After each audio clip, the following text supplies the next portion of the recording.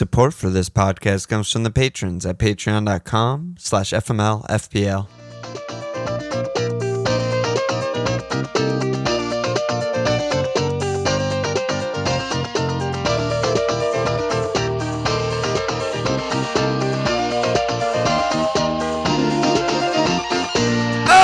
Okay! Welcome to FMLFPL Milan.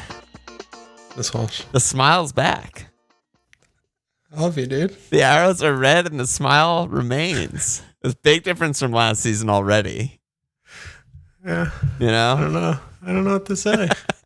The pod returns. Game week 2 upon us. I'm okay. Yeah. You know? Lot to talk about. Arguably too much to talk about for one pod, but we'll do our best. Too much tuna, too big to fail. Too much, too nuts, too everything. You know, how'd you do? Big game week swinger today with the West Ham demolition of Leicester. I think my favorite thing about this game week is it's not very, very often that I finish up a game week with actual 0 points on my bench. I did it this week. Wow, I didn't know that. I like that. Oh, you shot the moon. Yeah, that's really good. Yeah. So I'm trending upwards from that. Yeah.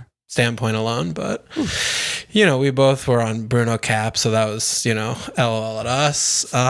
62 for me, pretty medium. I don't know, you know. Yeah, it's a tough one because, you know, all of the template guys are donging and tonging, and I don't have too many of them as usual. So it's one of those where I'm just trying to make up points, you know, with like my bad picks, and it's not working. So I don't know. It's whatever. I'm 1 million like on the nose rank right now, which you know isn't. I was better at this point last year, but it's okay, I guess. It's I don't totally know. fine. Like, it really is. It's way too early. It doesn't feel fine. It doesn't feel fine because of the other reasons you said. I think it's fine as a rank, but yeah, the greater worry, and I share a lot of the same things, is just, you know, I got 61. We got the same points, basically. I captained Bruno as well. I went down about the same amount. I'm 1.2 million. It's, you know, all of the guys that everyone in, you know, Discord or everyone on Twitter, everyone on YouTube seems to own, or all the guys that we don't own. You know, the Bruno cap, I don't regret at all. You know, I think we accurately, you know, assessed Mo's chances and Burnley's being tough and physical and whatever. And United were just dog shit, and that just happens sometimes. But well, it was also, I mean, Mo had the, you know, if they had thicker lines, the goal offsides, and Bruno also had, you know, that Lindelof sitter that he missed like immediately on that set piece, and then he had that header that was pretty good. I mean, on another day, you know, points were had, but I think the more thing about it was, you know, what you talked about was like the discrepancy among owners in the captaincy was, you know, very large between Mo and Bruno. Yeah. But, you know, we kind of were looking at it more of, it's more coin flippy than not.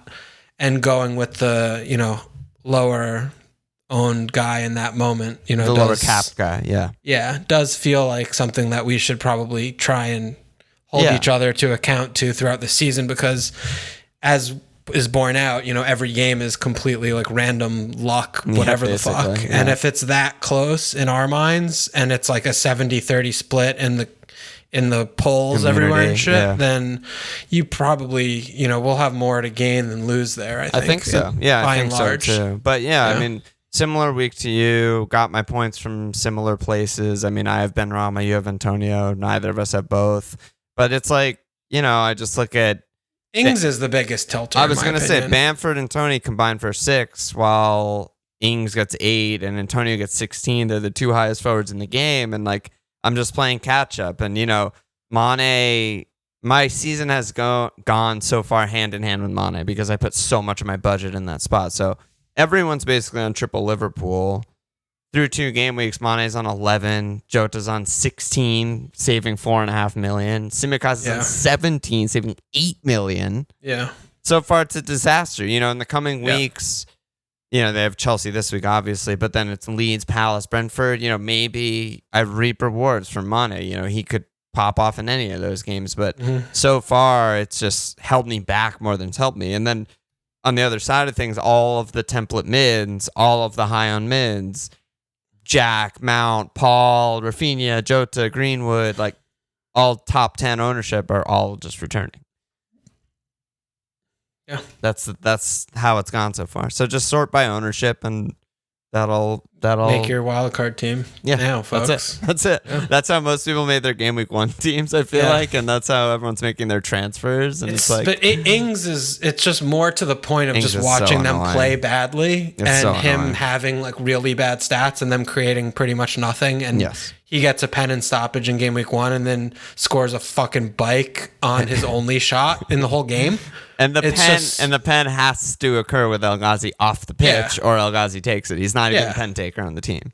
It's rough when, we, So annoying. to me in our process and, watching the games like evaluatively is that, okay, not a good pick, but the points come in, Right. so those are the things that that's why we pod and we hold each other's hands and, Yeah. they have another good fixture this week. So I'm sure he'll get points this week again. And then everyone will get rid and then he'll blank for 5 straight when no one has Yeah, him. exactly. Yeah. And they're, So, they're worst non-penalty XG in the league so far, which is Meanwhile, like, Wolves have no goals in 2 games and have like fucking 70 shots and the most shit Adama, ever of baby. fucking life. And Jim is just sitting here with 3 points for me. yeah. Like an absolute Munson. Yeah. Another tilter, if we're just on the topic of tilters, is just like Shaw getting 2 bones. The come bones on. in general in that game. I mean, what the actual fuck was that?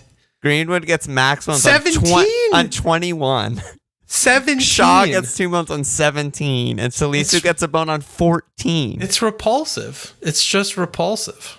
It's like, it made me remember that bonus on an individual game is just even more tilting than the bonus system as a whole, because it's like, if the Che goal wasn't a random deflection own goal, then it would have shifted everything. Like, Yeah. it's just like stupid shit that affects everything. That's by far the lowest BPS of any game all season so far, and it's like the most owned player in the fucking game gets it. It's just like, give me a break, dude. Yeah, it's not great. Yeah. That was not great. The only other Shaw thing getting 4 was really frustrating. It's so stupid. But the only Another other thing fucking I'll add horrible about pick. my week is I did end up doing Veltman to Dyer, so I'm +4 so Great far move. on that move. Yeah, great move so far. So far, so good. He has Watford Palace, and then And Veltman's already out. yeah, and Pulled Veltman's out already for out. his fucking has COVID. Like well, an yeah, absolute that's piece of basically why shit. I did it.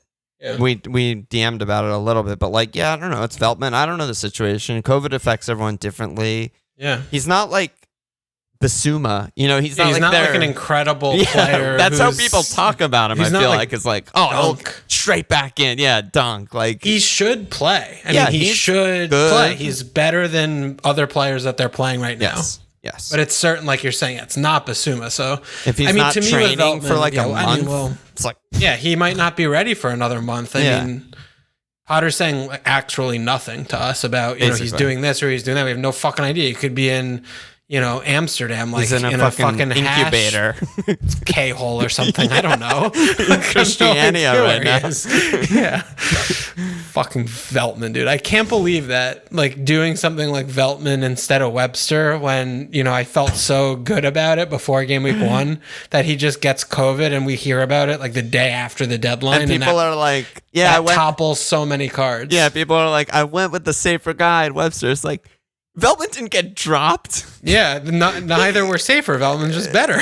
He just got COVID. And Webster's showing it, like, yellow card, just like nowhere near bonus points, just like not, he's 4-5. He's fine. Right? But fucking anyway, it's we'll get whatever. to our teams and It's- shit later. I have problems. You have many problems. I actually don't have any problems, but continue. Well, you have Bachman, Wilf. Bachman's great. Wolf's fine. I'm holding Wolf. You have, how many defenders do you have? 2. Okay. 2 transfers, 2 defenders. It'll work out. I only need 3. Okay. Hey. All right, let's see the league updates. Shout out to the 3F Millfield Prize League / Mug League leaders for August so far. Top of the August mug table, 1 week to go. None other than Discord and Ireland's own Chucky Arnautovic, Tio, Christie, the Trenta Toads. 6-point gap on second place. He's currently 465th in the world. He should win FPL this year. He's in position to win FPL. He's so dumb though. He's gonna fuck it up. Well, he's gonna bring in like who's his weakness? Irish player Doc. Ricardo Doc Pereira. He's hitting Doc. Price drops once. He's gonna hit him. If Doc starts in the Carabao Cup, yeah, Tio's done. Forget it. Second place is He's Ben Monkman. Monkman. Bafemi. Yeah, it's gonna be scenes. Doherty. Second place. Try and transfer Cal Robin. It's not gonna work. Ben Monkman, aka Seagull, Trawler, Sardine in third place. It's a tie right now between James Hurd, aka FC Resh, and MB, aka MBFC. Leader of the FMLPL Public League, still Jimbo Murphy, holding down another huge haul, 39th OR. It's all downhill for all of you fucks. Yeah. Except for Tio, he's going up. Except for Tio's. He could actual win. I know, isn't that crazy? I think he should. He should win. Yeah, I think so. I think he could. Can we just take over his team and just say it's hive mind or something? No, you have to let him. The process has to be played out. All right, let's go on. All right.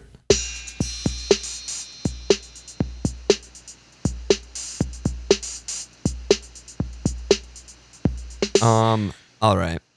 As usual, beginning of the season, tons and tons of questions. All right. Tons of shit to talk about. Is there anywhere specific you'd like to begin?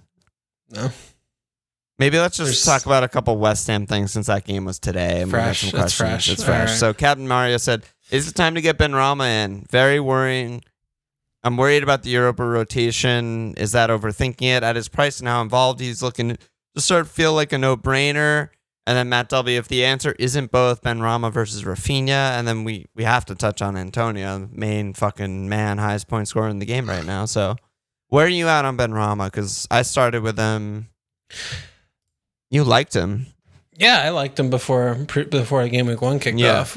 I was we were chatting about him in that preseason podcast. Yeah. I think he's a very good pick. They're playing very attacking right now. As long as they're playing 4 at the back, the system looks good, and they obviously came awakened when they were down to 10 men against Leicester today, and they got out of control. Even when it was 11 on 11, they were well in control of the game, despite like their 25% possession. Leicester is such a fucking diabolical team. It was hilarious. But he has a goal and an assist in both games, and he was playing on the left today instead of playing centrally. Like him and Fornals switched spots. Fornals was playing on the left. Benrahma was playing more centrally against Newcastle. I don't know why. I'm sure Moyes saw something in the personnel they're playing against and, asked them to switch to different jobs. They were not interchanging at all. But Benrahma was just playing on the left, and then he obviously had license to, join in on counters and get centrally when that was occurring. But as long as they're playing this formation, Benrahma should continually get in good positions and score points. So at his price, he's great. Yeah, I think so too. Simple. But I think it still comes down to who are you getting rid of and what are you looking at? Where are the issues on your team? Because people obviously went up again. He's 6'2". People get carried away with the price rises. He's cheap as fuck. So it's really easy to get him. You can get him for any player in your team pretty much. So, you could also just, give it another week or two, whatever, and you'll be able to afford him. But home pals at Southampton, a couple good ones. Really, really good fixtures. Yeah. We don't know about Europe. And that's one of the big question marks over Antonio and Benrahma and their defenders and everyone else who owns them. So, we'll see. It's just a wait and see how Moyes handles it, how much he rotates, how much he doesn't rotate, and we'll just take it from there. Their squad's really small. Yeah, I feel like attacking wise, they have decent depth. They don't really have. They don't. Other than Yarmo, Lanzini seems like he's not ready, but they don't have that many. Unless I don't know what their registered squad is for the I'm not Europe sure. thing. Like I don't know if they've got a lot of their kids in youngsters there, and stuff. Yeah, I'm not sure. They don't have a second striker. It's true. Yeah, they actually. We do. Yeah, going into the season, I was always thinking of them as a 3 at the back team. So it felt like they had more depth than they did because it was like one of Fornals, Bowen, or Ben were just always on the bench and they could play multiple positions. Right. And we still have a week in the window, so we don't know what they're going to look like, come September 1. But I'm definitely concerned about that. But Antonio, is in a different category than Benrahma because just better. I cannot believe I didn't start with Antonio. Yeah, he could have had quint return today. I mean, he's as much as he donks his life away when watching him, in his little actions where he can't make a forward weighted pass and it just goes fucking to the defender out of bounds. Hey, stub my toe. He fucking donks a pass out of bounds. It happens to right backs, and that's what he is. So, but he's just nuts. I mean, he's not in the same category of Benrahma where it's he's going to get returns here and there. I feel like Benrahma is more of a trickler, and Antonio, when he's fit, the way that they look and how active he is just, it's surprising when they score and he's not involved. We said it on the preseason pods. When fit, he's like 7.5 for him is a fucking joke. Yeah. Like he's up there with XG and shots and everything with like the best forwards in the league. Yeah, like when he's Mo fit. And shit. Yeah, but when he won't be fit soon. But for now, he's incredible, and I don't even know why I didn't start with him. I just logicked my way out of him. My way out of him. But one thing I was going to say about him, and it's funny you mentioned Wolves earlier because I was thinking about someone like Adama. Oh God! Just from a potential perspective or something like that, where Antonio's been routinely under his XG every season. Makes sense because he's right back. Makes sense. But he's so insanely good at getting chances and shots and good chances that he just racks it up. It doesn't matter. Yep. And it's like Bamford last year. Under, doesn't matter. So many chances, good team, good attack. Yep. And it's like someone like Adama, people ask about him, whatever. If he keeps getting the chances that he's currently getting, which, he's not going to get 5 shots a game and a massive chance every single game. Yeah, he'll finish with like 5 goals and 3 assists. No, he'll get points. But he's got to finish with something around that, right? He'll finish with more if he's doing this. I don't think he will do this for the rest of the season, but I'm just using it as an example of people go too nuts over elite finisher or whatever, and it's like this stuff is just...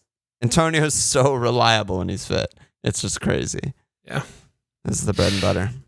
I mean, do I expect West Ham to just score 4 every game? Obviously not. No. It's, they're going to come down to earth and they're not going to be playing a 10-man, heads dropped, I'm already at center back team again, but I mean, we're going to beat them this weekend. So that's going to be rough when everyone's, piling on, and I'm sure plenty are going to be captaining Antonio, and that's going to be Listen to the palate. Listen to the Eagles soar right now. It's going to be so Nothing good. like a 0-0 Brentford to get the fucking juices flowing for a huge upset. We're going to do all the things this weekend. I fear for Palace. No, we're going to be good. We're good this weekend. Okay. So I think Antonio is, if you don't own him, that's probably like number 1 urgency thing of life. Yeah, just rectify it. Just fucking rectify it. He has Palace and Southampton. Either of those are another 16-pointer. Yeah, Benrahma. It's like, great pick. If you have a spot that you're not happy with, you want to put him in, go for it. Yeah, what I was going to say about Benrahma is like he's clearly the best player in the game in that price bracket. Yeah. So, if you're better than Raf. Yeah, he's better than all more of them central, right gets now. better. Yeah. But, so if you're in and around that area, it's obviously him, but you don't have to be by any means. There's plenty of good picks in the game. Yeah. All right. That's West Ham. We got a lot of Man City questions. They're back on the radar after a 5-0. Okay. I did want to talk about Man City. Yeah, let me just read off the questions. Pete said, can we judge any City players now? Is it Gundo out? TJC said last year City's defense were consistently very good, seem underrated in FPL this year. Do you think Diash is worth jumping on given they could clean any fixture? Terp said City playing Arsenal, Leicester, and Southampton next 3 is a double up on their attackers, a risk worth taking. Rip Arsenal. Mishka said, genuine question about targeting Arsenal and potentially captaining Jack. On that note, what do we believe we know about Jack so far, keeping in mind Pep's desire to create a team of seagulls? And then Frankenstein said, what should we do with City asses, Mahrez and Jack? So lots of action. A lot of action on City. Front to back, up and down. You're the Jack man. What fucking worldy thunder bastard this week. My God, a penis goal. Yeah, so good. I mean... the thing I was more disappointing with Jack was that he didn't get bonus points on a goal. I mean, usually he's like that a million. Seems impossible. Yeah, they did have 5, and they had the clean, and every defender got returns. But I mean, Jack is definitely a fine pick, but he's definitely not, to me, watching him and them like, oh my god, like run to get him, because he's peripheral. I mean, he's obviously one of the best players in the entire division. But he's obviously allowed to join in on those attacks if it's going down the right wing, or an overlap or something. He floats in on the left. But, by and large, he had a lot of touches in the box, but it's like kind of like when the defense is set. So it's not, necessarily like when the touches are leading to goal chance, like creation, action things. So, I mean, I'm happy I have him. He's starting 2-2 is great, and he definitely, $100 million man. Looks like, Pepino's going to be running him out there, especially while Kevin's out. Yeah. But do I expect to see him, 2 goals, assist games? No, I don't expect him to get that kind of output. He's not shooting that much. I'm kind of there with you.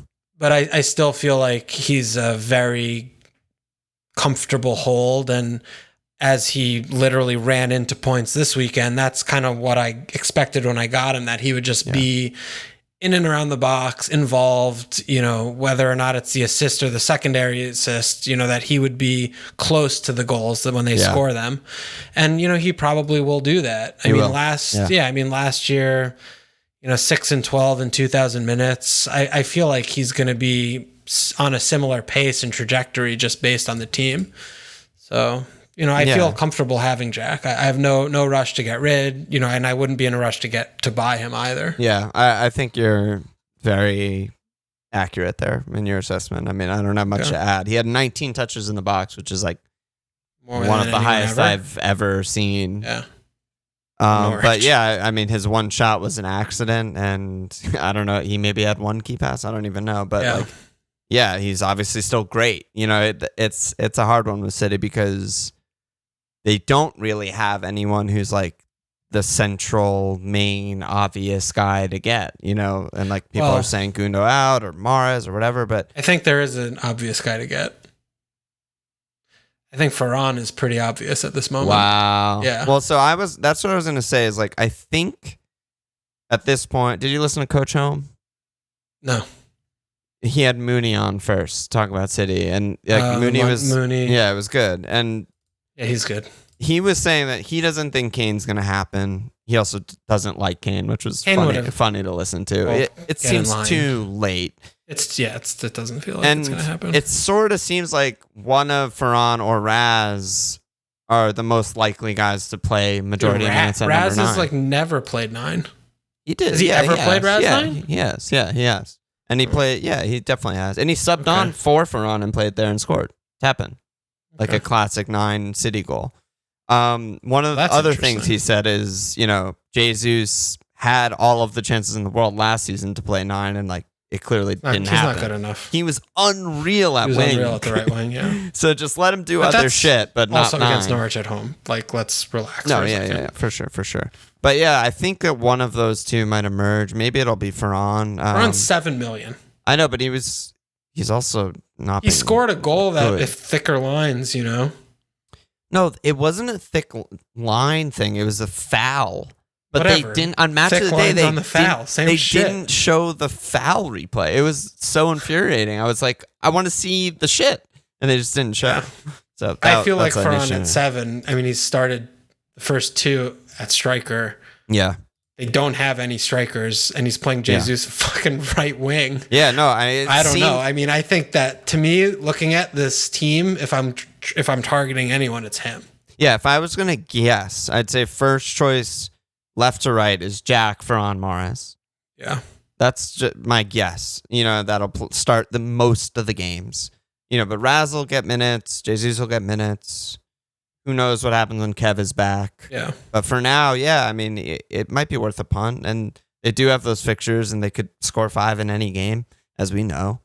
So it's just weird one with Pep because Ferran's so young, and he doesn't normally do that kind of I mean, he was with Jesus a little bit, I guess, but yeah. I've honestly, whenever I've watched Ferran playing, essentially for them, I'm never watching him like, oh shit, he's like amazing. But no, that's I just like have a difficult time too when I watch City and those positions, like what they're supposed to be doing, because it seems so complicated to me and complex about where everyone is and where they're going that I'm like too dumb to assess it appropriately. But I mean, if Raz is going to get some run at 9, I think he will. That's my personal guess. Yeah. See, I don't, because he didn't, like, I mean, last year he didn't play at all. He didn't play striker at all. Last year he just didn't play much. I mean, they didn't have like all these other great strikers. They had no one. It's the same situation. It's the same exact situation as it is today. You know, need him play fucking was benching him.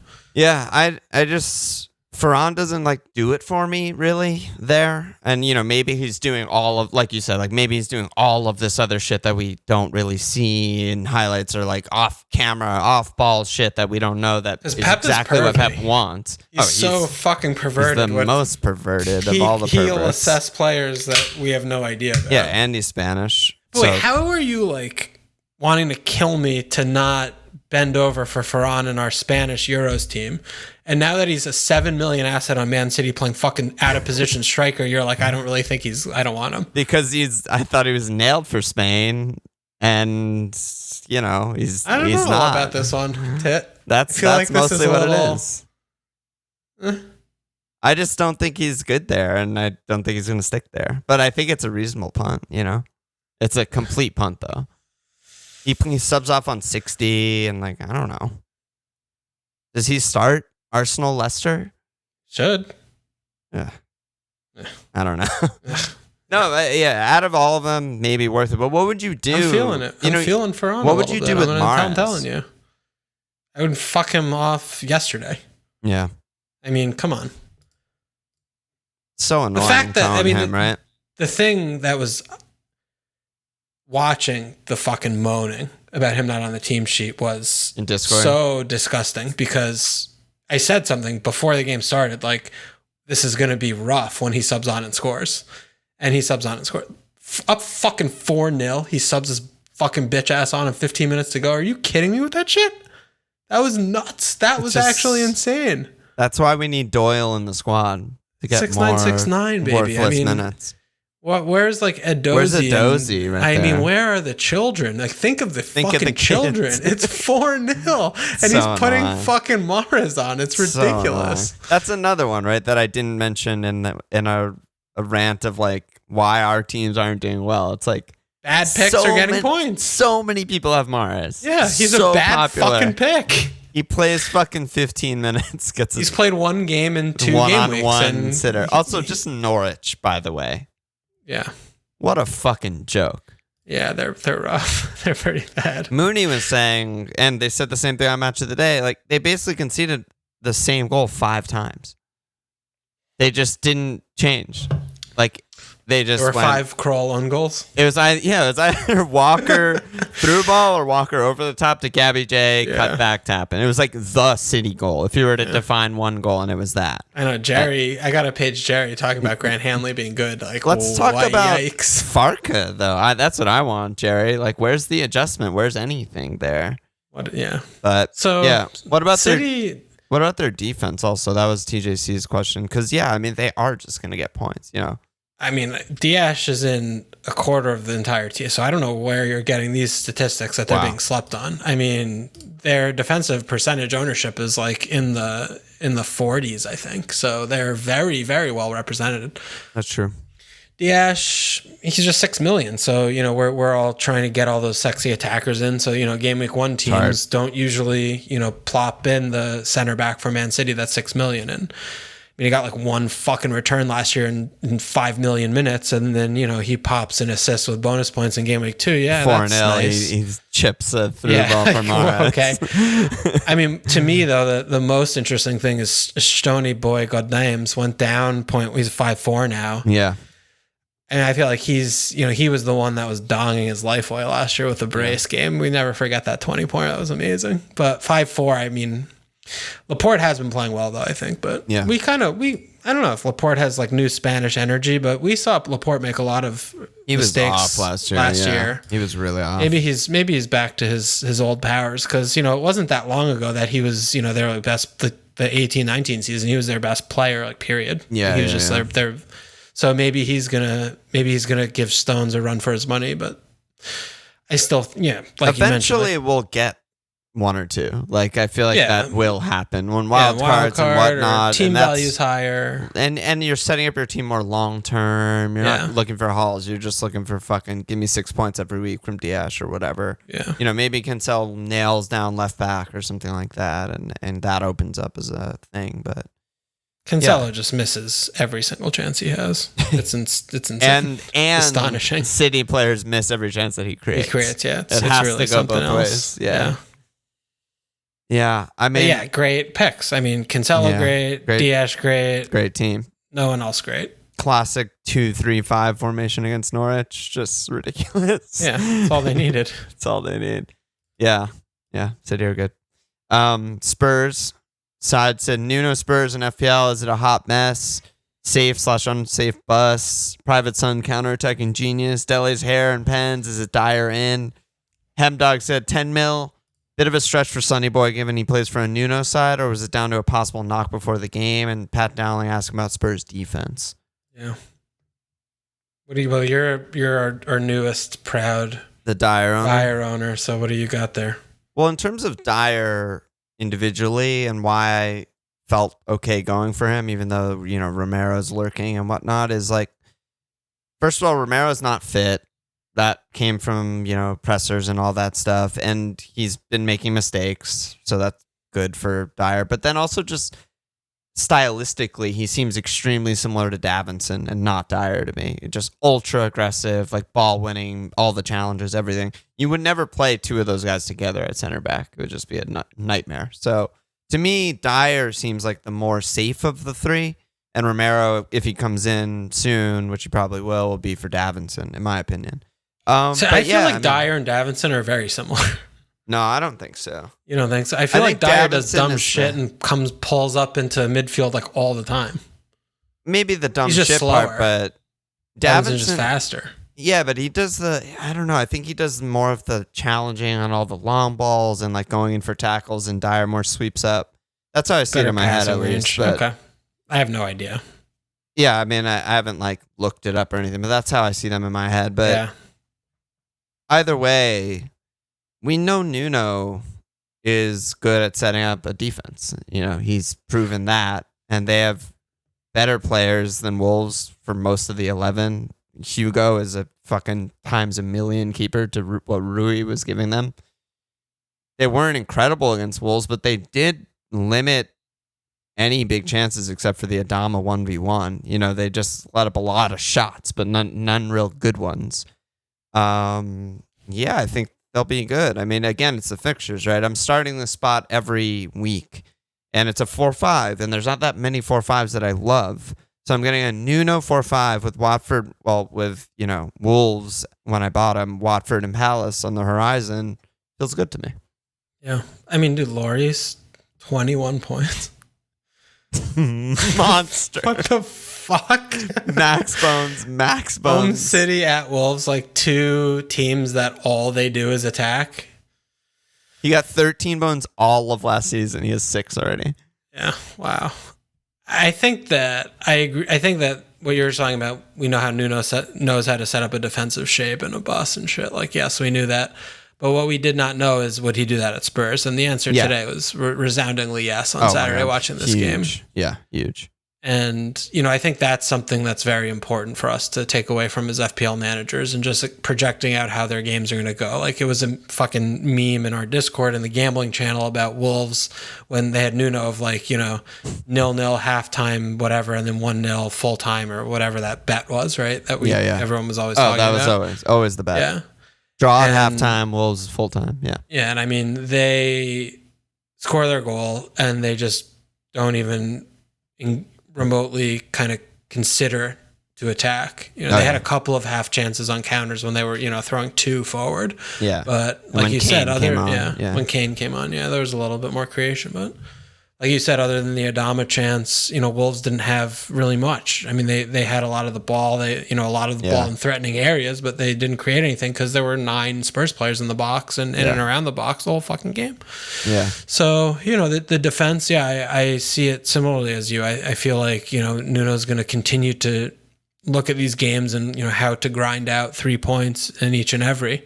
And he has better players in this squad than he did at Wolves. So, you know, Dyer's interesting. I think, you know, Tanganga is really interesting to me, probably more so than the center backs if they don't get a right back, you know, by next week. So I think the main thing for me with Spurs that I would prefer to be able to do is, if you're not going to stump 5 for Reguilon since he's their only left back, is, you know, wait a week until the deadline's passed so we know who they have in their team. We know their squad. Yeah. And if possible as well, you know, maybe 2 or so weeks to wait to see who the center back is. But if they don't get a right back in, I mean, Tanganga seems way better to me than the center back, right?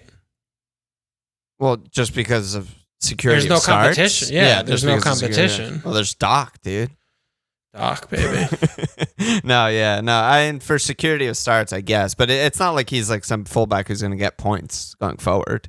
He's like not at all. He could. It's not like Dyer's some center back who's going to fucking score a goal.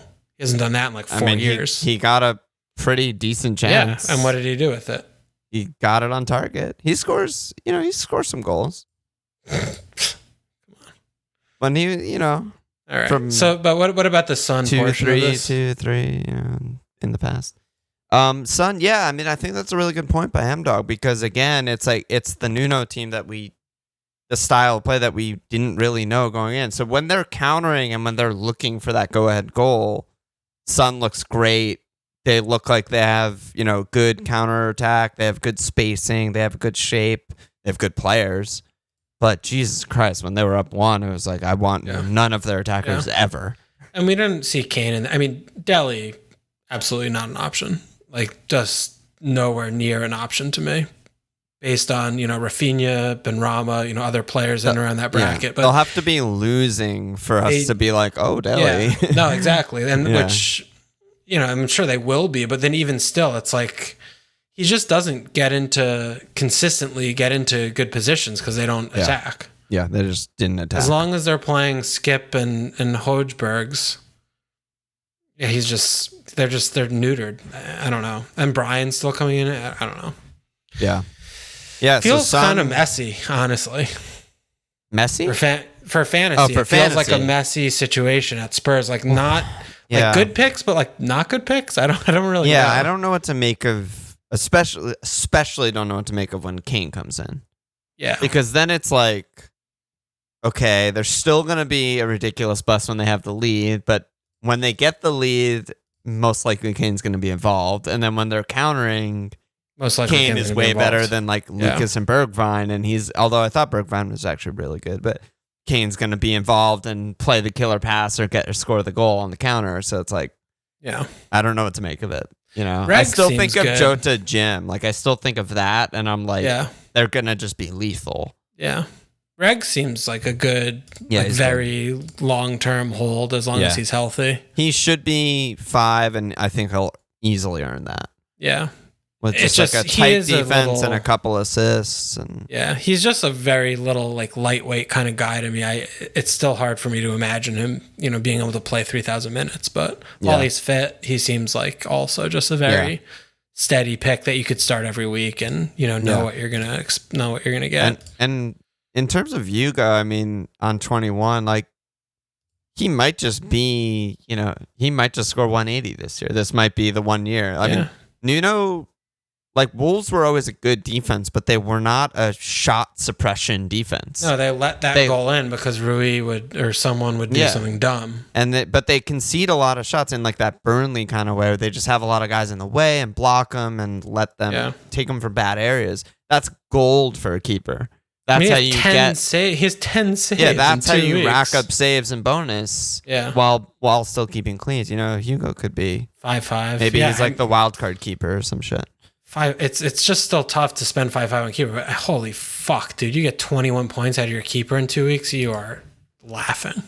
I couldn't even imagine what that would feel like. I don't know what that is. 21 points. I hope to get out of like 10 weeks. And it's such a consistent 2-pointers. Yeah, it's such a mad thing too because they don't even have a 5-5 defender. Like, he's the most expensive thing on the fucking team. That's why I said Pope, Burnley. Yeah, like, he's Pope. Yeah. Oh my God, it's nuts. It's wild. Yeah. So we're kind of lukewarm on Son, huh? I mean, I think Son's fine, but I still think 10. That's the thing. It's like there's just so many premiums. Maybe that's a good too place much to competition. move. There's too much competition at 10 to be like up. To be like, oh, my team, Spurs are up 1-0 on a fucking Dyer header in the 8th minute. Well, there goes any chance of my guy scoring. Yeah, you just dreamland sneak that in like Dyer's dreamland right now. Skip worldy. Now you're in and that's dreamland. the thing. You're like, oh, Spurs, like, okay, home Everton, like, okay, like good fixture, fine. Like, if they score a goal in the first half, you just fucking throw Son in the bin. He might have a half chance on a counter for the rest of the game. But if they're going to do what they're going to do against Wolves, which is what we can maybe there's actually thinking about it now that we're spending extra long time on this. I mean, Wolves pressurizing and their style of play is kind of unique. I mean, maybe they also were just so fucking intensely high pressing and putting like 8 in their half that they couldn't get out, and that was the best you could do against them. Yeah, no, that's maybe true. Against other teams, they have might have a Palace little bit more. Next too. What are they're not going to do that? Neither Watford of those are going to want to do that. what Nuno wants to do. Yeah, exactly. So I don't know. We'll fucking destroy them. But up the fucking Eagles. Eagles gif. Eagles not gif. Yeah, I don't know. That's why it's exciting when it's game week 2. Like we're projecting on all of this shit from no data, and it's kind of fun to just guess. But yeah, I mean, I'm never gonna say that he's a bad pick because all he needs is a half chance to score. Yeah, he's so good. He could just brace on 2-0 chances, but it doesn't seem great when the other premiums are like looking that good, and the other teams that they're on are looking that good. Yeah, to go there. So I'm kind of with him, dog. There. Okay. Let's talk about Chelsea. Haffy said, "What's the impact of Lukaku on players like Havertz, Timo? Pretty cheap mount. Can I get a hell yeah?" Asking about Reece James. Is he a knee jerk or a good pick? Yo Bill's also asking, "Do you have your eyes on any Chelsea defenders? Do you envision any of them being worth the rotation risk?" And then Ozzy and Cardi saying, "We need some Lukaku chat. Is he worth tearing up your team right now to fit in? Are we okay to leave it until the better fixtures around game week 7? I think they were great. Yeah, they were great. I think one thing that I was looking around is, we'll come on to Matip, I think, a little bit later. Joel. But Bodker at $5 million? Yeah. Probably the best pick to me. You think he's safe, though? I think he's safe enough that I would be happy enough to gamble on, because, Zuma's heading out. Tilv is, 80 years old. He can't get fit. Even if he is fit, I don't think Bodker's one of your places. Maybe it's Rudiger. I don't know. I think he replaces Bodker. I don't know, dude. He's been so good. To me, the Rudiger has left side, Aspil's right side, and then the middle is like the passer, and that's why Bodker excels so much there, and that's what Thiago Silva also adds. But I guess I just think he's just better. He might be just better. I mean, Thiago's like 35, 36, like hasn't been fit. Yeah, he's $5 million, dude. I know. I remember. And I don't think that he can't play the left. I mean, I don't think he can't. I think he's also better than Rudiger just defensively. I don't know. I like Rudiger. I think I like Rudiger too, but I think Christensen's Tuchel's been picking him a fairly decent amount since he came in. And he's really versatile. I mean, he's got a lot of like really good attributes. He's got pretty much everything you want from a center back. Yeah, he didn't start the Champions League final, but at the second half of the season, he played a fucking ton of games. Yeah, I don't know. I think Christensen's I got him really in, I think, on my second wild card, right? Didn't I do that? Yeah, I think Christensen's a really good pick at $5 million. I would go nowhere near the fullback situation. I don't know what the fuck to make out of whatever has happened to Ben Chilwell. Yeah. Aspil also, the fact that they price him at $6 million is fucking a joke. Yeah, I mean, Rudiger to me is safer and worth the 0.5 more than Bodker. Yeah, I don't see that. I don't see it the same way. That's how I feel. I wonder what Chelsea fans think. Yeah, we need someone more plugged in, I think, than us to comment on this like nuance of center back situation. But I also want to know what's going on with Benjamin Chilwell. Yeah, I don't know. Confounds the mind. Because you would have expected after COVID or something. But he just played that like closed door friendly game, after game week 1. And, he's I thought he was just getting his match fitness from England because he had no preseason. But yeah, I was very surprised to not see him start against Arsenal. And I mean, Alonso's very limiting. He played 0 minutes. I don't think was even on the bench once for England. Yeah. So maybe he's got something going on. I don't know. Maybe he's got something going on. Something going on. Some business, some risky business. Yeah, I don't know. Tuchel doesn't like him. Alonso's just James hauling. Yeah, he keeps hauling. James not an option. I think with Cho, I expect him to play there sometimes. Yeah. And there's just a lot of messy rotation situation happening, I think, there. But yeah, but one of those two, Rudiger, Bod, good. Attack-wise, maybe what do you both. think? I mean, I don't know. Maybe both. Yeah, maybe. It's not that dissimilar to City, where it's like, we're gonna get one of these guys eventually because we know it's basically them to Liverpool are just like so much better than everyone else defensively. Yeah. That it's just like free real estate to just get one and just bank the points. Yeah. Joel. On your watch another list? $5 million underpriced asset. Like it's ridiculous. He's unplayable. So I fucking love him he's so much. So good. He's so good. It's ridiculous. No, he's like our little secret. No one knows about him. So attackers, I still think it's just Rom or no one. I think Mount is fine. Yeah, I don't know. He's like not great. Doesn't excite me. Why would you get him? Because he just is gonna tick assists, I think.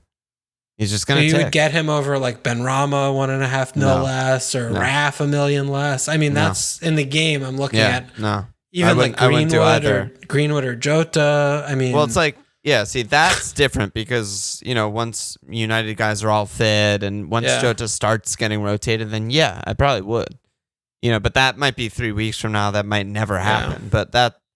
Compared to those, I'm like, but no. Compared to Rafinha or Benrahma right now, like, no way. Yeah, and I mean that's the thing. At this point, you don't need more than 2 names to rule someone out. Yeah, because basically, we don't have 3 players in this bracket in any team structure. So, and then same with Kai. I thought Kai was fucking sensational. Yeah, he was really, really good. IRL, not FPL, and then Timo on the bench, whatever. I mean, Lukaku's he's in a haul ass. Like he's obviously going to get like a 200-point season. As long as he stays fit, plays 3,000 minutes in this team. They're just too good. Like the quality's too good and he's too good. Tuchel also is just so good. Yeah. So, 11-5. Implementation and execution of everything is just like so high level. Yeah. I mean, at Liverpool, obviously a bad fixture, then home Villa, at Spurs, home City. We should all be, trying to figure out how he's going to get in our teams because, we're going to want to captain him. My plan right now is Mane will turn into him for game week 7. And that's when Liverpool plays City. Him like every game. And I'm probably going to captain him for like game week 7 through 8, 11. 9, 10, 11. Yeah. I think that's a perfectly reasonable thing. You feel comfy because he's like going to triple rise this week. Like everyone in the world is bringing him in right now. You feel okay not having him? Because I also feel okay not having him, but I don't know where you're at. I don't care about him at all. Like having him right now, going up against Van Dijk and Matip, the best center back in the world. He's obviously a shout to return any given game week, but you don't double swap, you don't hit to get players going to Anfield, period. Yeah. And they have City coming up as well in the near term, and the captaincies, you could captain him against Villa, and a couple at home. That's reasonable. But, Liverpool also have Leeds in that game week, and Bruno's playing Newcastle at home. So you could dodge it easily. You can easily swerve this thing here. And, we all have other problems to put out rather, other than, taking hits or doing double swaps for things to get him in. But at the same time, I've seen a lot of teams with Mahrez where it's like, Mahrez and Ings to fucking Rom and, someone else is good. Yeah. Benrahma, okay, that's cool. Good. Yeah, how is that not good? Yeah. Right. Yeah, no, a lot of people I think saved their transfer and right now are doing like some sort of like Toney and Mahrez or some shit to Rom and someone. Or, which is fine. Which is fine. Totally. If your defense is fine and your team's fine, then, And I agree with you, and I agree with the people who are transferring him in. like I struggle to see a world where I don't want him long term. No, there is not. That world is he's hurt. He gets hurt. Yeah. So let's talk we watched the Arsenal game. It was ridiculous. Yeah, and that was a big double pivot thing about him. Also was like, the goal scoring's always been there, and honestly didn't really increase that much at Inter, aside from pens.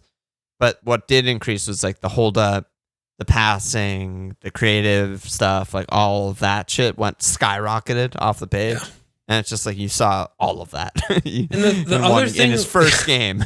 And the thing too, it's, thinking more of like a macro football level of like why that's so important for FPL is that makes attacks, like that sustains the attacking actions. Like it's not just like, oh, he sucks. He's so good at finishing and he's so good at moving, but he sucks at hold up.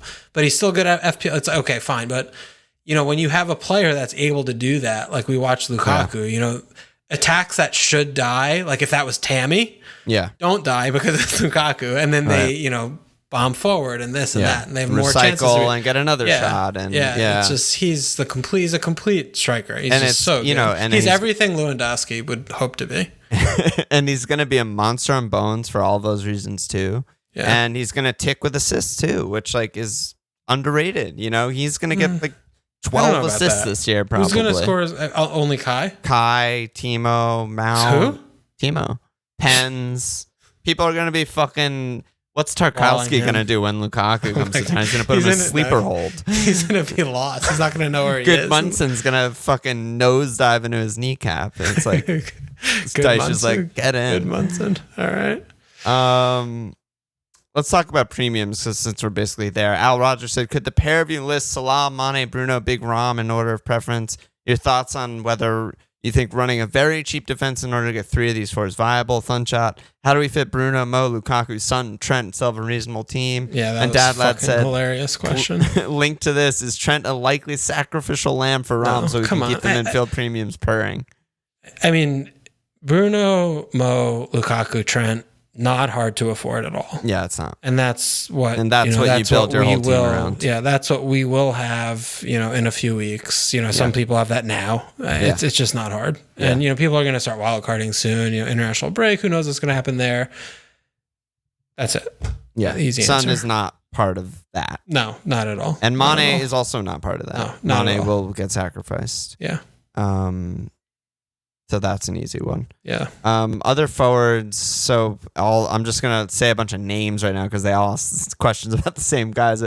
Can I get a hell yeah? Ozzy, DeWitt, Patty, Sides, Cardi, Ritzy, all asking about Dings, DCL, Antonio, Callum, Toney, and Mukizi asked about Armstrong. Is Armstrong the real deal? So in terms of, we talked about Antonio already, but DCL on pens, great pick.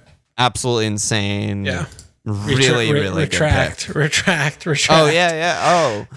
On pens is a different level of things. I think one thing that's good about us is we're able to be like, no, we got that wrong, and he's a fucking great pick, and just like, long term, fantastic pick. Yeah. Just hold it. I mean, however, in our defense, backtracking, if he's not on pens, I mean, he's just getting headers. Like they're not. I don't know what they're doing. He has a goal.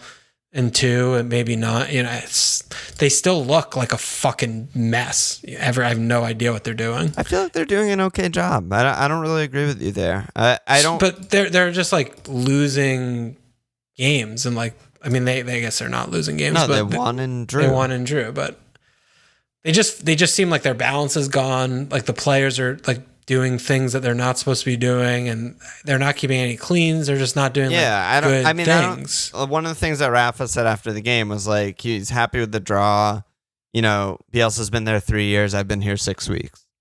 I think, it's an ongoing process to try and evolve the team into what the final product will be. But for now, I think they're doing fine. They're creating chances for the guy that they want to be creating chances for, and they're getting points on the board. I think Gray's been really good. I don't know how or what, but he's been fucking amazing for them. Maybe he's just better now. Yeah, I don't know. I mean, I think I have a big blind spot with Everton this year because I was just like looking at their team and based on what they were doing for 80% of last year, I'm just like, fuck this mess. Well, it's hard to be like, basically a 4-4-2 like a Wobie and Decore and Gray is gonna that's gonna be great. But I think so far he's done a great job. They also need to make sure they don't get any injuries because they have no depth whatsoever. If they get too, we saw what happened when they Allen $1 million in the transfer window. Yeah, they just get like Townsend on a free. I mean, if they lose Allen or Decore or any of those engine in the midfield, they're fucked. Also, they need to drop Keane immediately, if not sooner. Yeah. So that's they need Godfrey back, man. Yeah, Todd free. But DCL, great pick on Pens for sure. Great pick on Pens. Antonio, we talked about. Dings, we talked about. I don't fucking need to talk about Dings. Yeah, Dings is a bad pick. What are you thinking about Toney? You think he's just a terrible pick? I think he's just a bad pick. He had a bunch of shots and chances against Palace. They were all headers off like corners. He had one snapshot from outside the box. That was an actual really nice effort, but it was, Guaita was there and it was wide. They're bad. I think this is a bad team. And, for them to come up to Selhurst and for us to have played as bad, for us to have had so many 2 out of 10 individual performers and still boss the game was something else. Honestly, I don't think I've seen a game like that in my life. It was very, very you were perplexing. Going nuts on Discord about how much you're bossing the game and how bad 4 players were Ward, Mitchell, Kouyaté, 0 out of 10s. Actual 0 out of 10 games. And we were bossing the game to fuck. It was nuts. And Brentford just couldn't function. They did not function at all. Yeah. And they from a team perspective, they have 4 points on the board and 2. They're doing fine. Yeah. But from the sort of team that are they the team you want an attacker on? No, they're the sort of team you want no one on, I think. Yeah, potentially no one. Bumo's also look close. Bumo getting subs every game is not great for one thing, but he did have he was on some set pieces and he had one. He had their best shot that went wide that should maybe have been a goal if he was a little bit more classy, but they just, Toney at 6'5", I'm just, again, looking around. You cannot make an argument to me that he's a better pick than Armstrong, who's cheaper than him.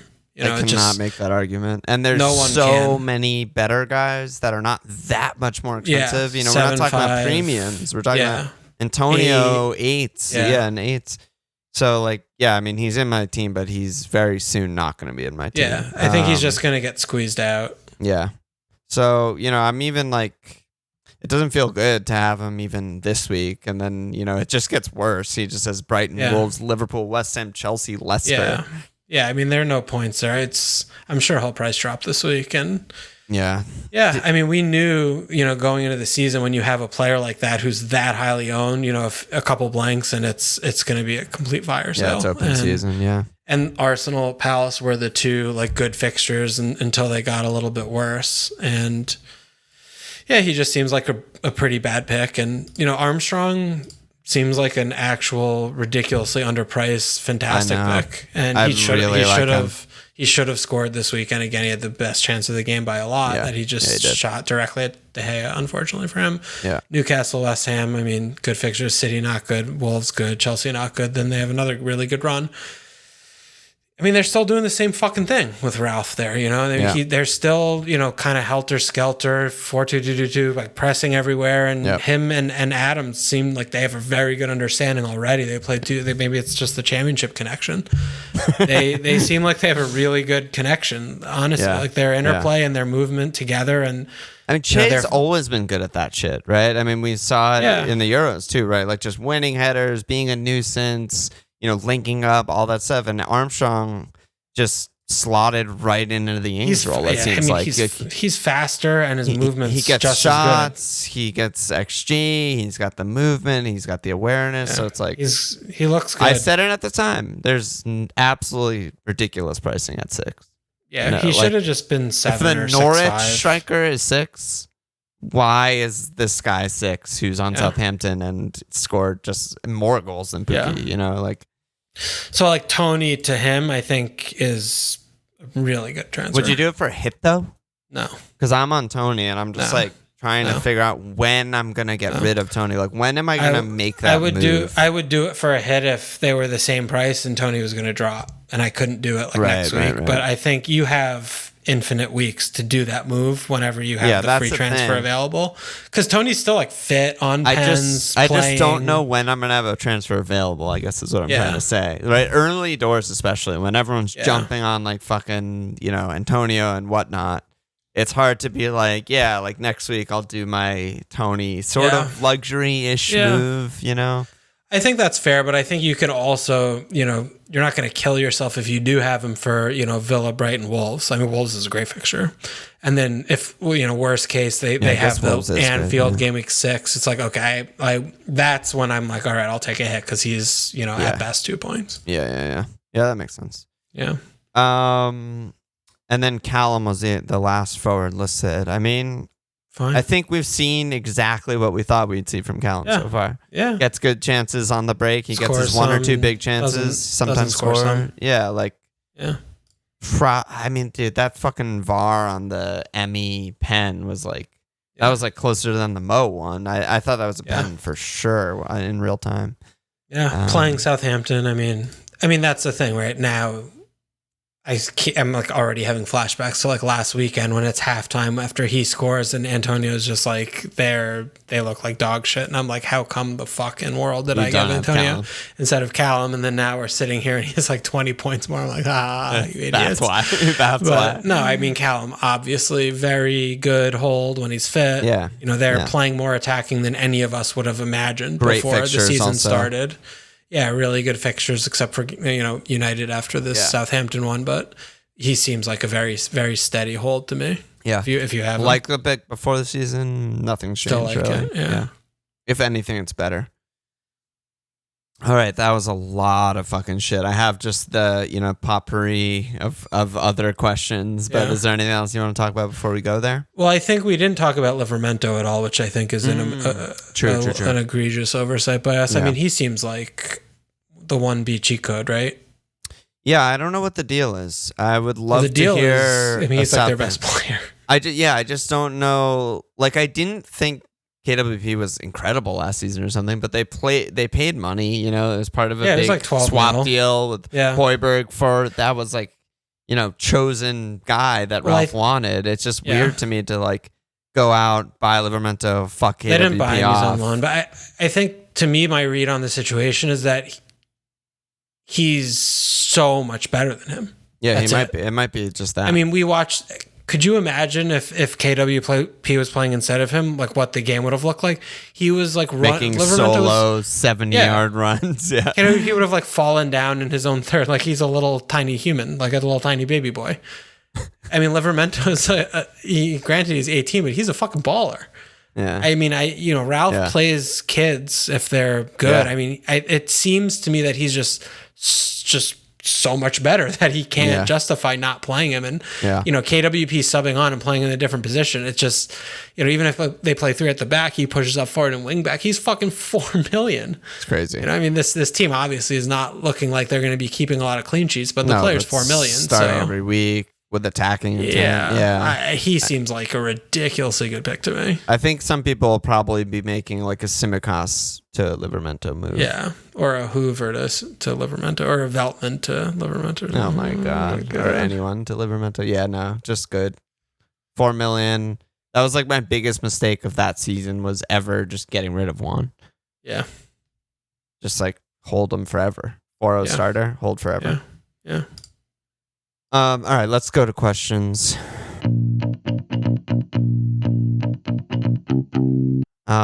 Keys, I think is how you pronounce it. He said favorite 4 or 5 defenders after seeing a couple games from each team. Spurs, Wolves, Leeds. They have good fixtures coming up. Nick, is Spursy actually good? So yeah, we talked about Dyer, but other 4 or 5s other than Brighton. I mean, I think Ayling is in a lot of teams. They have not looked good defensively at all. Maybe they'll get a little better if Llorente comes back. But it does feel like Spurs is worth the, either Tanganga or Davinson or Dyer. It's worth the gamble at this point. We all have our wild cards in our pocket. But those are the kind of picks that, are the obvious best picks right now. Yeah. And if they hold their place, are, going to price rise and continually be good picks. Yep. Otherwise, I don't see absolutely anything I want in this bracket. Yeah. I think and that's why I started with triple disgusting. Brighton. Yeah. I feel like I accurately nailed that. It's like, maybe, we've seen Wolves in 2 weird fixtures. Now Wolves are a mess. They're going to keep like 4 cleans they this will year. be, but maybe in their offensively they're a mess. Maybe in their run of Watford, Brentford, Southampton, Newcastle, maybe they'll keep some cleans and look better. But like, yeah, they're too open. They push too high. I mean, they're very open because there are a couple of like 50-50 ball losses to like the other teams in clean. You know, I mean, yeah. And yeah, so that's why I went Dyer. That's why I backed Triple Brighton from game week 1. I think it still holds true. Yeah, I'm with you there. Yeah, I don't think there's a lot there. It's a rough price. Very rough season for 4-5s. Yeah, it's all the 4 millions. There's 4s and there's premiums and stuff. Yeah. But yeah. And we may be on the eve of wild cards, given potential game week 4 or 5 absences. Oh yeah, we didn't touch on that, but apparently there's going to be news on Wednesday, so Friday My Life we'll talk about that shit. Okay. He said Lukaku starting looking like Lukaku, having 2 game weeks worth of knowledge, knowing this and that many of us have 2 frees. Are there any interesting 1-week punts to consider? So I guess if you're planning on wild carding, I don't know. I don't know. I mean, I guess Iheanacho's interesting right now because Barnes got suspended. And no, Iozi got suspended. Yeah, I'm sorry. Iozi, I don't know, dude. 1-week punts. I'm not thinking about that shit. What the fuck are we talking about Owen here? said thoughts on Damari Gray and Decore. So, oh my god. I don't want either for FPL. But I need so many more. Well. I need so many more games to watch of like before I come around on them because I agree. They're playing well though. But yeah, I'm not buying them. It's just I still don't accept that Rafa's going to look at these results and be like, "This is the team. This is how I want my team to play." No. I just don't believe that's going to happen. So I think there's going to be a reaction to, we're going to be attacking a lot less and creating a lot less and being more stout. So yeah, for those reasons, I don't like the players. The Hardley boys said Bamford and Raf are still strongholds with the cushy run starting game week 5, right? Same logic does not apply to any other Leeds assets though. Yeah, it's fine. Yeah, they're good. Yeah, good players, good team. Definitely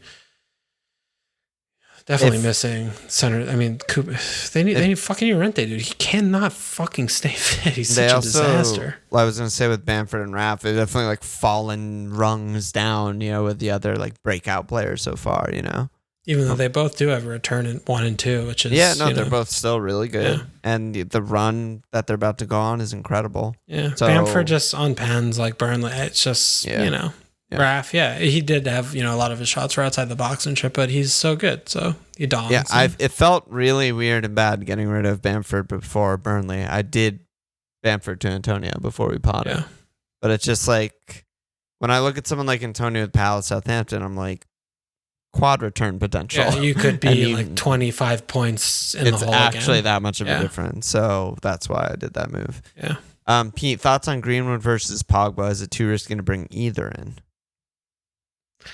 No, I mean, it doesn't seem too risky. It seems just fine. Paul is dominating that left wing spot. Paul's been really good. Yeah, if he just starts majority of games there, he's going to get a lot of returns. He almost had a goal against Southampton as well. Yeah. So I like that.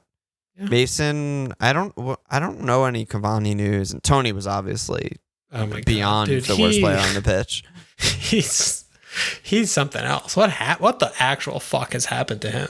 Well, what a career he's had. The conclusion that I've come to is that like the actual anomaly was the one good year. Maybe, yeah. I mean, just look at the rest of his life. It's just like pretty bad. I mean, he still does have the Ballon d'Or clause in his contract, so you never know. You never know. He's gonna, Could reach be enacted. That. Could be enacted. Yeah, at any time. It's like the Manchurian candidate. But I don't know what's going on with Cavani. But for now, Greenwood seems definitely secure to me. Until we see like Cavani starting games, and Sancho hasn't been starting yet either. So I don't know.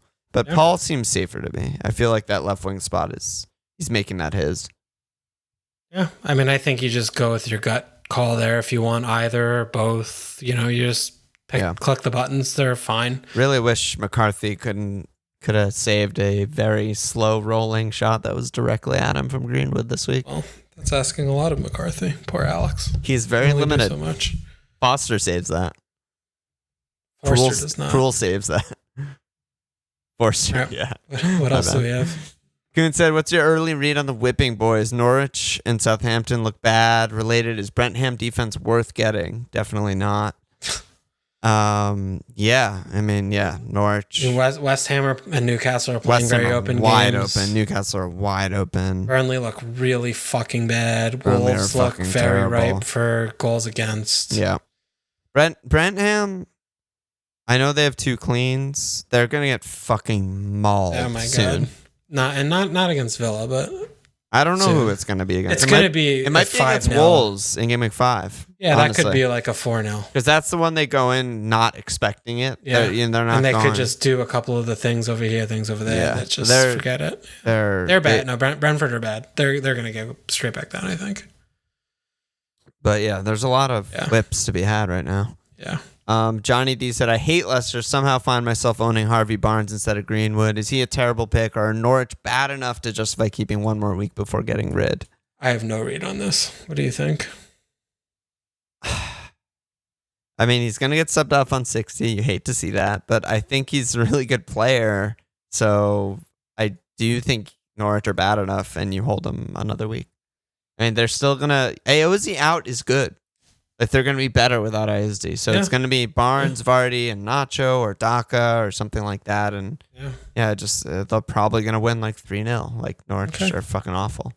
All right. Bry, 2 more questions. Bry said, FPL is a game of compounding success or failure.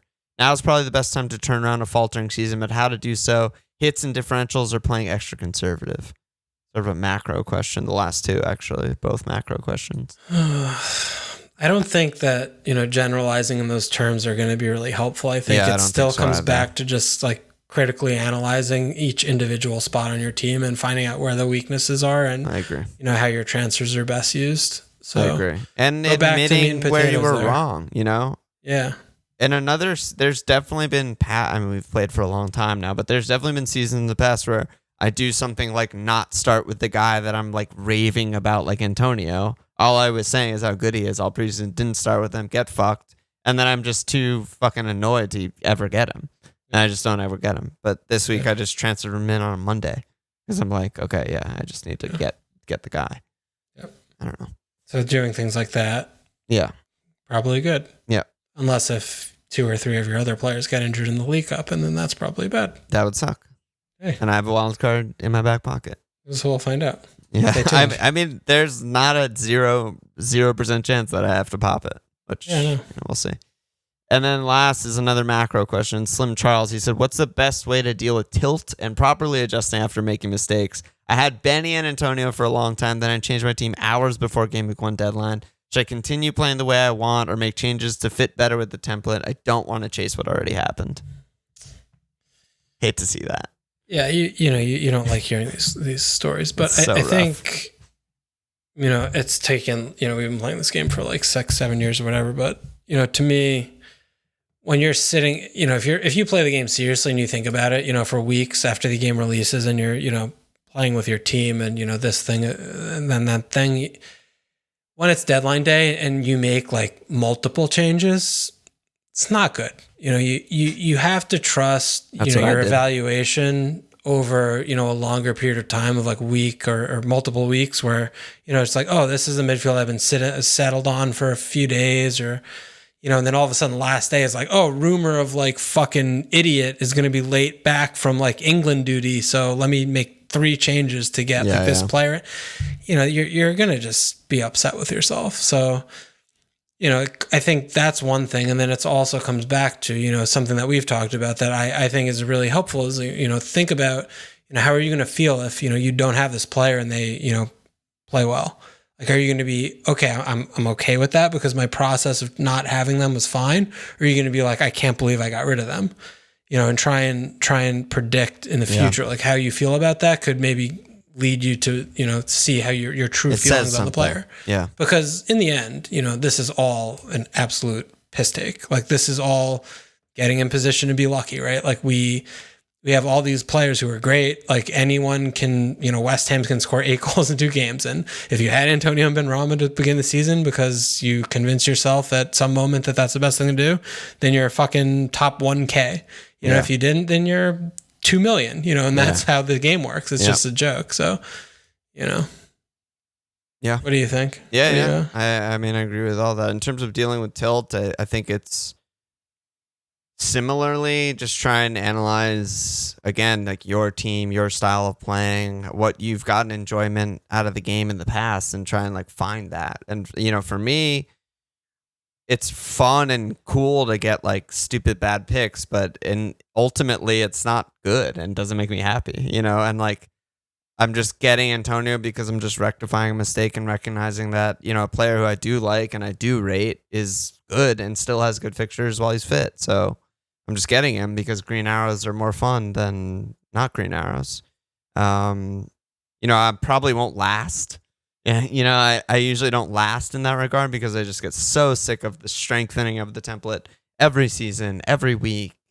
More YouTubers telling you exactly who to get, whatever, and it's nauseating, and it's a clear fault in the game. Like the style of game lends itself to that. But for now, just get the good guys, put yourself in position to get lucky, target the guys you want next. That always helps me, and just get there. Just get there. Yeah. Okay. Let's go. Our teams. What are you looking at? You have 2. Well, I already did Antonio. You're done. Yeah, I already did Antonio in. You're just using your transfer every week and getting potato, doing the thing. Classic. What are you looking at? So I have 2 frees, obviously nothing in the bank. I have, 2 known defenders to man, Ayling and Trent. I have Veltman, riddled. I have Hoover, it's a bad pick. And I have Shimmy Cass, who's, about to be benched for the rest of his life. Yes. Zaha, objectively bad pick. Yeah, what do you think about... I want to know about Zaha, which was Simple Mug's question, and I want to know about Jimenez, which is Mishka's question. Jim, not going anywhere. I will hold him for 4 months. Why, what are you thinking there, though? All they do is attack. All they do is create chances, and all he does is be in and around every single thing they do. Like they could have 4 goals right now, and he would have all the returns. He's going to get a lot of points this year. I will absolutely not transfer him out unless he gets injured. Wilf, though. Bad pick. Bad pick. We are all sorts disjointed. Bad team. Yeah. New players everywhere. Bad pick. New players, new manager. Yeah. Everything, it's a mess, but I fucking love him, man. Don't do this to yourself. I love him. He's on pens. So is fucking Jorginho. So that's one of my move. Yeah. So Wilf to Jorginho. Perfect move. It's hard because I love him so much. I look at your team, and the 2 things I think are like, well, aside from your dead non-playing players or your objective bad picks like Wilf, what I think of is like, how are you going to angle your team towards your 3rd premium? Like, how are you going to eventually get Rom 3-4 weeks from now? Yeah. And then number 2 is how many many changes would you make on wildcard? Because I feel like it's a lot. Yeah, I would probably make like 8 or 9 changes on wildcard. Just talking. Just planting seeds. I don't think I need a wild card, honestly, though.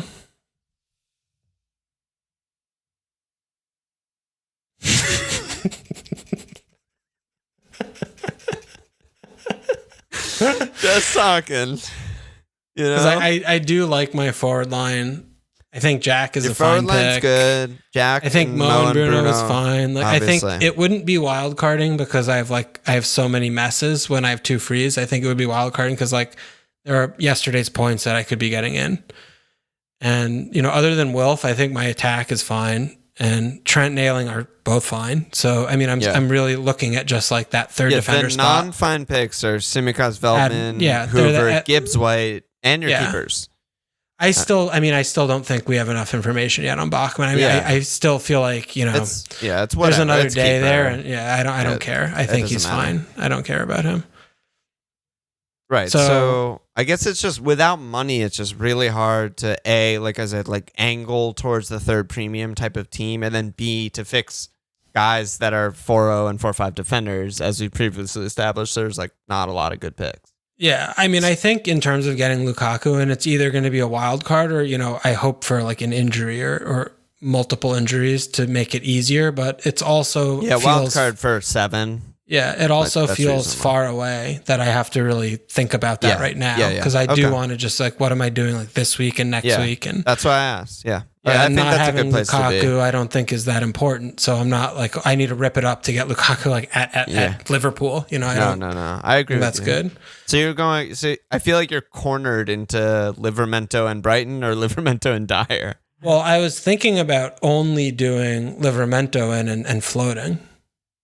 I was thinking about doing Veltman to Livramento or doing Hoover to Livramento, and maybe, what do you think about just holding Veltman? Like, because he was someone I was imagining that I could like hold like all season.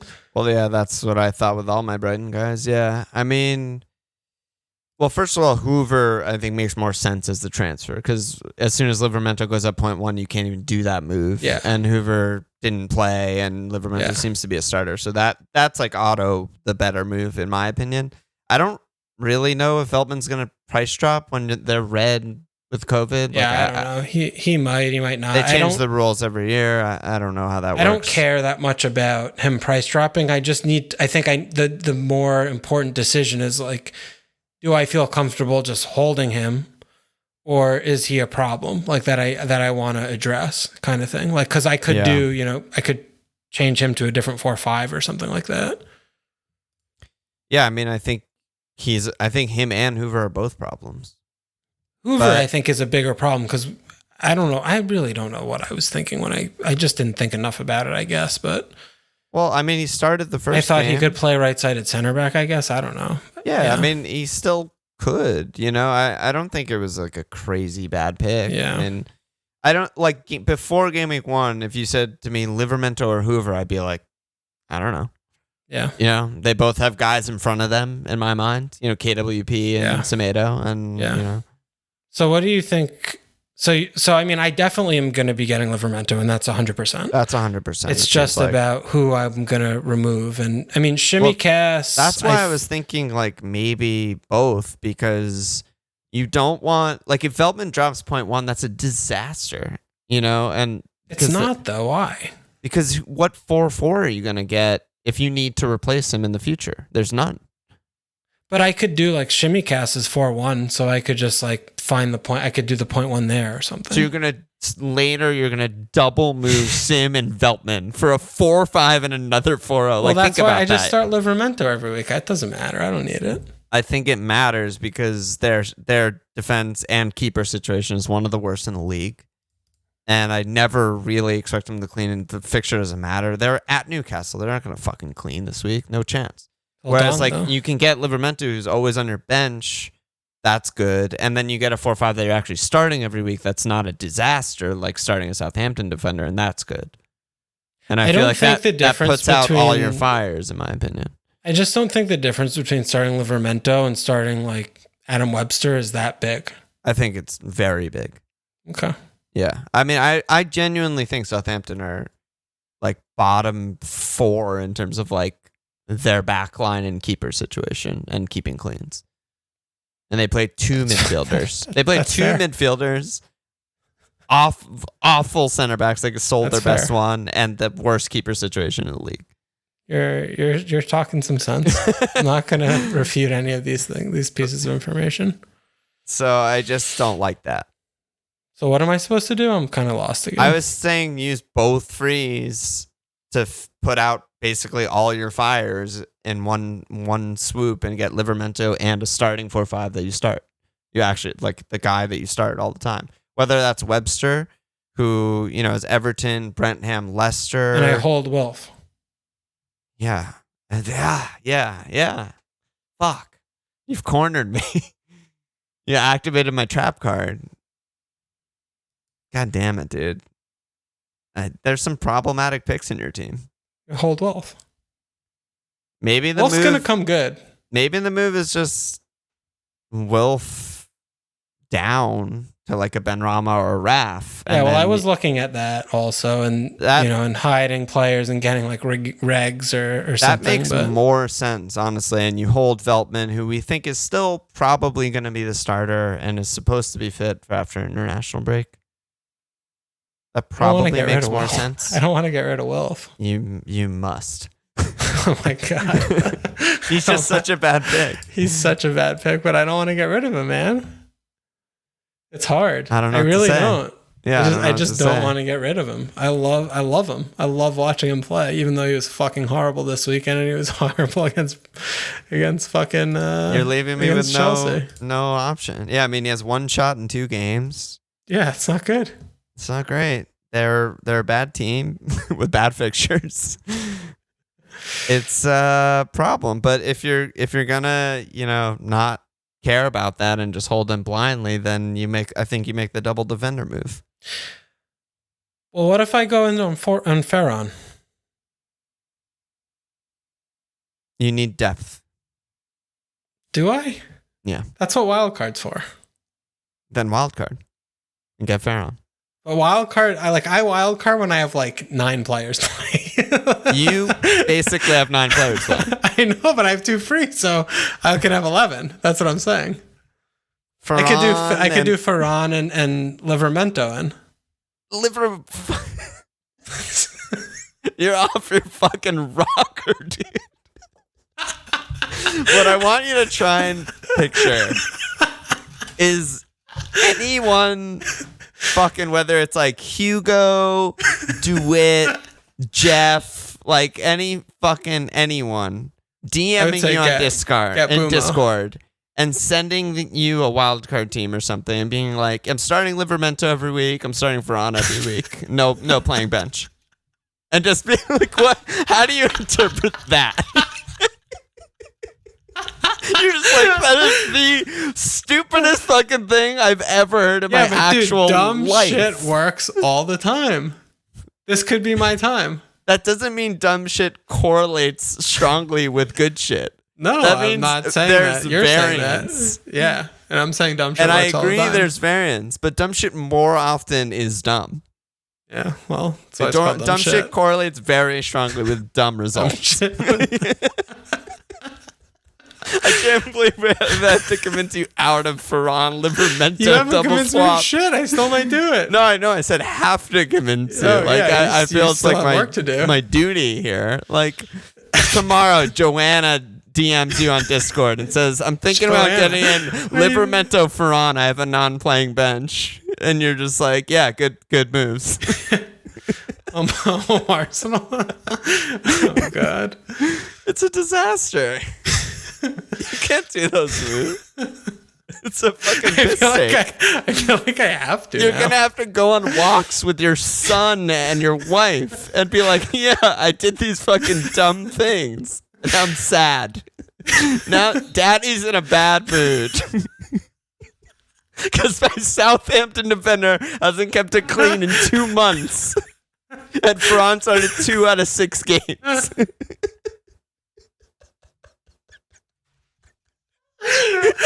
Oh my God, all right. It's working. Oh my God, I have tears in my fucking eyes. No, it's working now. It's working now. I went to the family.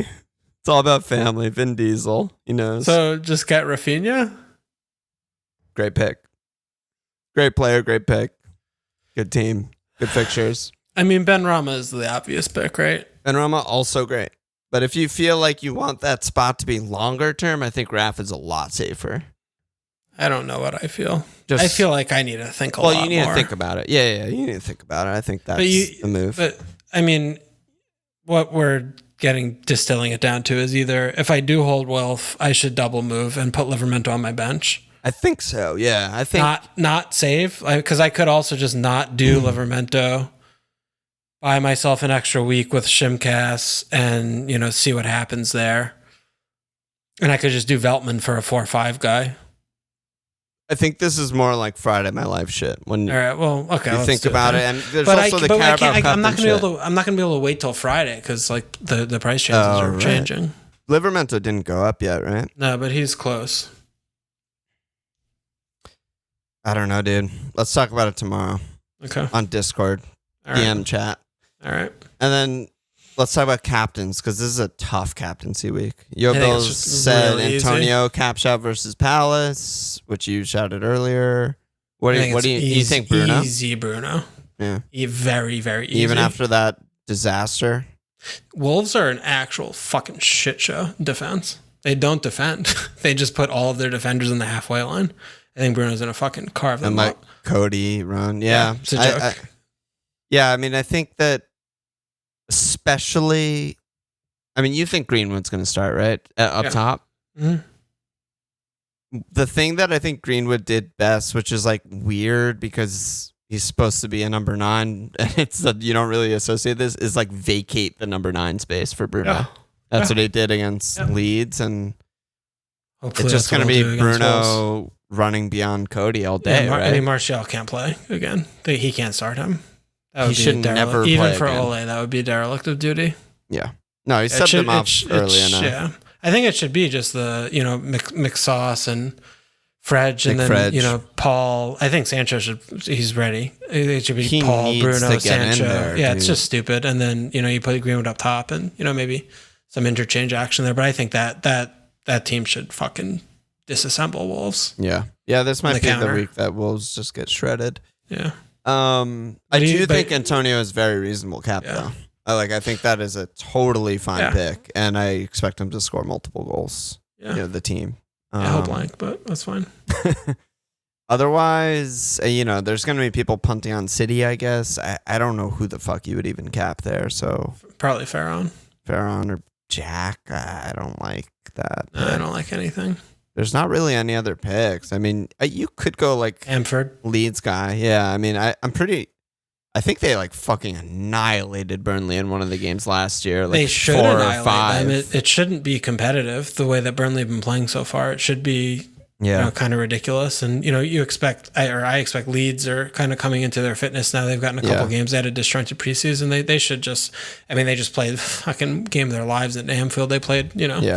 They played a half and then they fell apart. So Leeds are going to be able to destroy them. And this goes back to what we were saying also about Spurs earlier. Is like, Spurs are probably going to take the lead against Watford. The two things I don't know is what does that mean for how Watford play? Like, are they going to push to try and score an equalizer? Because if so, then Son's going to score a hat trick. People will go there, but it's like, I think most people will be on Bruno, but I think it'll be way more spread out than the first 2 weeks. I agree. So that's always fun. Yeah. Let me slap asses. We got more new signups, more new Patreon signups. Thank you. Welcome everyone. We got Ruben Howard, Matt Fitzgerald, Goran Eliason, Andrew, Connor FPL, Muhammad Al-Layed, Josh Skittle, A. Tom, Vincent, Johannes Forsberg, Patty Sidwell, Nicholas Janssen. Fuck in there. Heck of a pod, brother. Game week 2 in the books. Looking forward. Any last words?